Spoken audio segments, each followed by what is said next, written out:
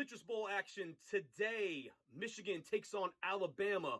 Point spread, 7.5 points in favor of the Crimson Tide with an over-under set at 59 points. So when the bowl schedule first came out, I hopped on Michigan catching a full touchdown against Alabama. I thought that we'd get a ton of Alabama players possibly sitting out, as they have 4 to 6 legitimate first-round players on the roster and surely would not want to put their draft stock at risk for this April's NFL draft. Now we know that only 2 players have chosen to sit out, and that's at cornerback and at outside linebacker. But it should also be known that defensive tackle DJ Dale will also be out due to injury. So we have 3 key players out on Alabama, 1 at each level of defense, which should allow Michigan to have some success against an otherwise daunting Alabama defense. Now, will Shea Patterson be able to take advantage? That is the question. Harbaugh and company have had success on offense when they played Ohio State this year in the first half, until the Buckeyes took over in the second half to win quite convincingly. However, the success of that game had to do with establishing a running game early and opening up the play-action passing game.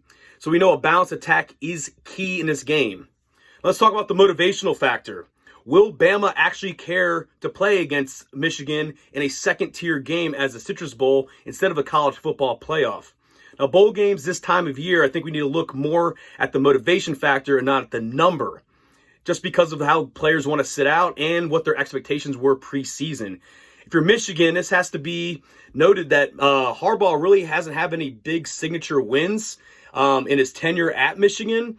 We can ignore Big Ten wins because they can't beat Ohio State, and quite frankly, they're the only legitimate powerhouse in the conference. Then you sprinkle in a couple of Notre Dame wins here and there, but nothing of a signature-type win against a true powerhouse in the likes of an Alabama, for example. This has to be the driving force in keeping focus this past month and preparing for the Crimson Tide. While many players in the Tide will be more focused on their draft stock and not making the college football playoff, Michigan, on the other hand, does not have that type of talent up and down the roster to really have that be a concern. And Michigan, I don't really think, had the expectations the same way that Crimson Tide did going into the season, and even up until late in the season when they lost.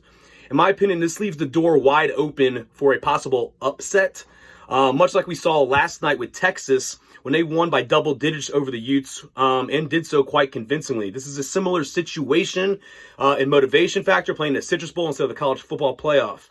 So, will Harbaugh be able to rectify his 0-9 straight-up record in the dog roll today when they go to play in the Citrus Bowl? If I'm putting money down on this, I see major value in getting the points. I also see some value in the money line dog as well.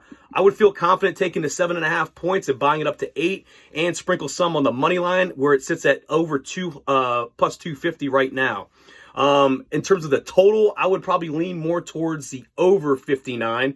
We do have a backup quarterback playing for Bama, but he does have Judy to throw to at wide receiver, so that should cause some problems for the Wolverine defense and allow a little bit of success for the young quarterback.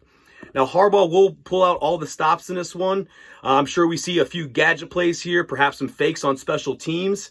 And more than likely, both coaches will be willing to use all 4 downs here and put pressure on both defenses. This should be a very entertaining Citrus Bowl, and I think it's a must-watch game. I hope everyone enjoys the game. Good luck on whatever you play, and Happy New Year, everybody. Have a good one.